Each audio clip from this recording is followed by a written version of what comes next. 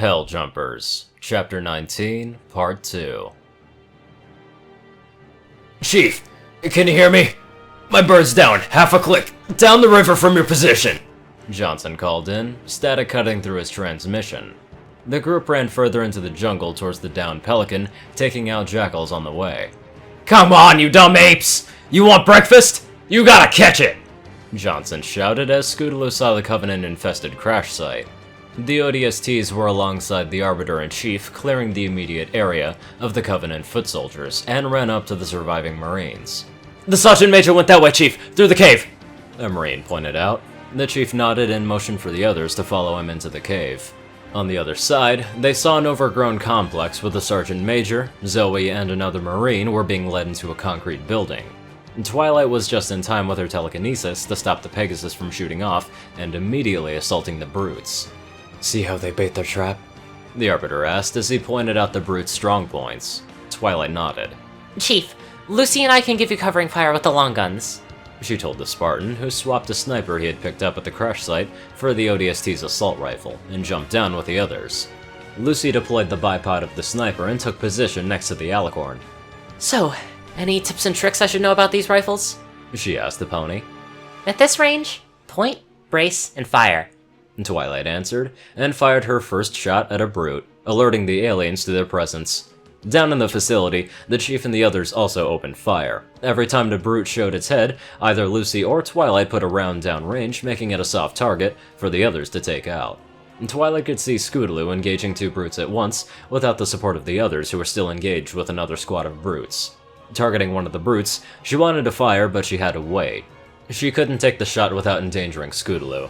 The little Pegasus darted in between the two large aliens who were trying hard to catch the little Pegasus, and she activated her energy dagger, which had a purple shine to it instead of the regular blue, and flapped her wings, making her fly upwards. The first brute got his throat slit as Scootaloo rotated mid-air, and the second brute received the energy dagger to his brain as the Pegasus finished her twist.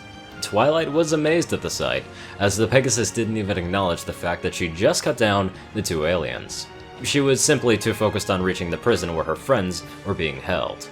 Twilight wanted to switch targets, but stopped as she saw a flash of light coming from beneath the filly's flank armor.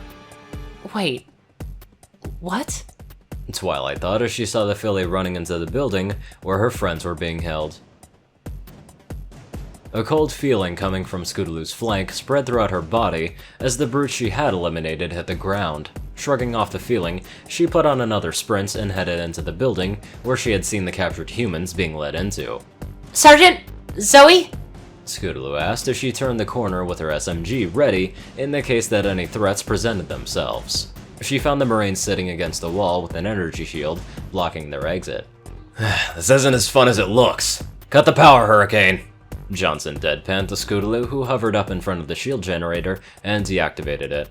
She tossed one of her SMGs to the sergeant, and her other to Zoe. I'm glad you're okay, she said as she looked at the fellow pilot. Zoe grinned at the small Pegasus. Me? You don't have to worry about me. I've got my personal guardian Pegasus to drag my butt out of hell every time shit hits the fan. Scootaloo rolled her eyes behind her opaque visor and went into a hover as she went outside where the Chief, Arbiter, and Mac were standing around the entrance. Chief gave a quick nod to Johnson as the sergeant radioed for a new evac. 2 Phantoms inbound! Twilight reported over the radio. Everyone darted to a set of cover as the purple dropships came to a stop above the compound that they were located in. Brutes and grunts dropping from their troop compartments, Arbiter and Chief ran off to where the first Phantom was dropping its troops and started clearing the landing zone while dodging fire from the cannons on the ship itself. The gunner on the second dropship saw the ODSTs behind their cover and opened fire on them, forcing Scootaloo, Zoe, and Mac to keep their heads down as its troops dropped to the ground. Twilight, can you hit the gunner on the far side of the Phantom? Mac asked the alicorn. The radio remained silent, but moments later, a loud bang rang through the air, and the grunts manning the plasma turret fell to the ground, missing half of its head. Grunt down, you're free to move, she reported as more sniper shots could be heard. Those heavy plasma cannons are going to wreck us if we don't do anything about them, Scootaloo observed, and Mac agreed. You got any ideas how to neutralize them? He asked as he fired a burst at a grunt. Well, only stupid ones, but they might work though. Scootaloo admitted as the heavy turret fired at the Chief, who had to roll out of the way of the turret. his shield flaring dangerously. Better than nothing. I'll give you cover on go. You do whatever it is to take out that thing. Max said as he counted down and started firing over the barricade, forcing the Covenant troops to momentarily take cover. Scootaloo used the small window to open her wings and fly up to the dropship, landing in the empty troop compartment. A second grunt manning the turret on the other side remained oblivious to the Pegasus right up to the point where a purple energy dagger stabbed it through the gut. The Pegasus turned to the cockpit door as the grunt fell to the ground, and a push of a button later, and she was standing between two jackals who were flying the dropship and firing the large turret respectively. She primed a plasma grenade she had picked up and tossed it between the two before turning and running back out of the dropship. She heard the grenade go off behind her as she jumped from the side of the craft and glided down to the ground as the Phantom crashed into the jungle. Scootaloo, that was the stupidest plan I've ever seen. Twilight said over the radio. Rainbow would be proud. Scootaloo let out a laugh. Cover me for the next one, she said as she opened her wings in preparation of boarding the other Phantom, but was stopped by Johnson. Negative, Hurricane. We've got a Pelican gunship coming in hot. Sparkle, Turner, get your asses down here for extraction, he said as a volley of rockets impacted the Phantom. This is Kilo 23. You boys need a ride? The pilot said as he lowered his dropship and opened the ramp. A gunner with a chain gun took out any remaining Covenant soldiers later on. The group of soldiers quickly boarded the Pelican, which immediately took off. Are you feeling okay? Twilight asked Scootaloo as the little Pegasus pulled a new set of SMGs from the Pelican's armory. Scootaloo raised an eyebrow and quickly checked herself if she was bleeding or wounded. Yeah? Why wouldn't I be? She asked as she didn't find any wounds. Nothing. Twilight stammered. Nothing that's going to matter now. She added as she pulled new ammo for her sniper from an ammo box. Scootaloo shrugged and sat down on a seat, waiting for them to arrive at their destination, which they did about half an hour later. They exited the Pelican and were approached by Captain Miranda Keyes. Where'd you find him? She asked Johnson. Oh, napping. Out back, he replied, earning a snicker from Scootaloo. I'll bet. It's good to see you, Chief. The captain said, and the chief shook the captain's hand. Now, let's get you up to speed, she said as they started walking into the base. Wounded Marines lined the hallways of the base as well. The Prophet of Truth's ships breached the lunar perimeter, smashed what was left of the home fleet. Terrestrial casualties from the subsequent bombardments were... The captain stopped talking for a moment to find the correct words to use. extreme. Truth could have landed anywhere, but he committed all of his forces here, East Africa, the ruins of the New Mombasa. Then, they started digging. She explained. What about Halo? The chief asked, and Scootaloo momentarily cringed as she remembered how badly she got busted up on that ring and her encounter with what the Arbiter called the Parasite. Well, we stopped it, but only temporarily. Now, the Prophet of Truth is looking for something called the Ark, where he'll be able to fire all of the Halo rings.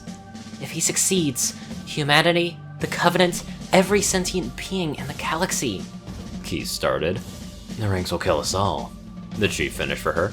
Ma'am, I have Lord Hood. The technician informed the captain as they entered the command center. Patch him through. She ordered him, and the Admiral appeared on the main screen. Good news, Commander Keyes? He asked. As good as it gets, sir. She responded. So I see. What's your status, son? He asked the chief. Green, sir. He responded in his usual stoic manner. Glad to hear it. The commander's come up with a good plan, but without you, I wasn't sure we could pull it off. Lord Hood continued, giving the captain time to explain her plan. So, Truth's ships are clustered above the excavation site, and his infantry have deployed anti-aircraft batteries around the perimeter. But, if we neutralize one of the batteries, and punch a hole in Truth's defenses... She explained to the group. I'll initiate a low-level strike. Hit him right where it hurts. I'll only have a handful of ships, Master Chief. It's a big risk, but I'm confident. The power cut out before the Admiral could continue. Oh, hell, not again! The technician cursed.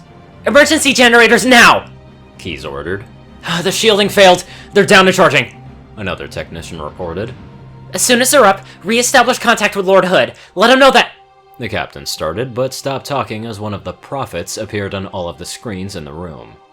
You are, all of you, vermin, cowering in the dirt, thinking what, I wonder? That you might escape the coming fire? No. Your world will burn until its surface is but glass, and not even your demon will live to creep, blackened from its hole to mar the reflection of our passage, the culmination of our journey. For your destruction is the will of the gods, and I am their instrument. The religious zealot ranted.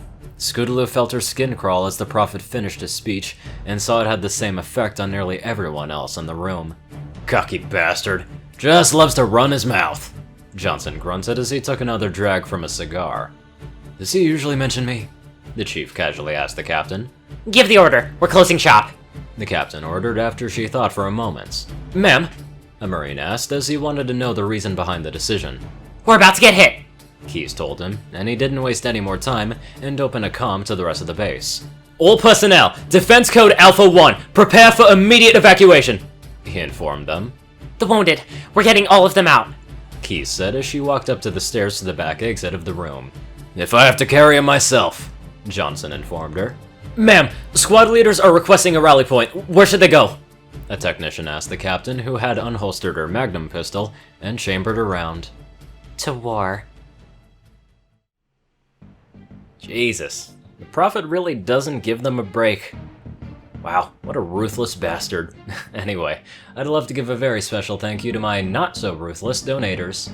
Yoshi Super Saiyan 2, Peter Coulthard, Dash of Evergreen, Dresdon, dospo, RuneScythe9852, CourierCruz CI, Dwight Cornel, Gagi, Secret Moon, Starlight Glimmer, David D. Sanchez, Trey, Pokekillerzach, SoulDragon, Britton, and Joe Pearce. Thank you all very much for watching this video, and I will see you all in the next one.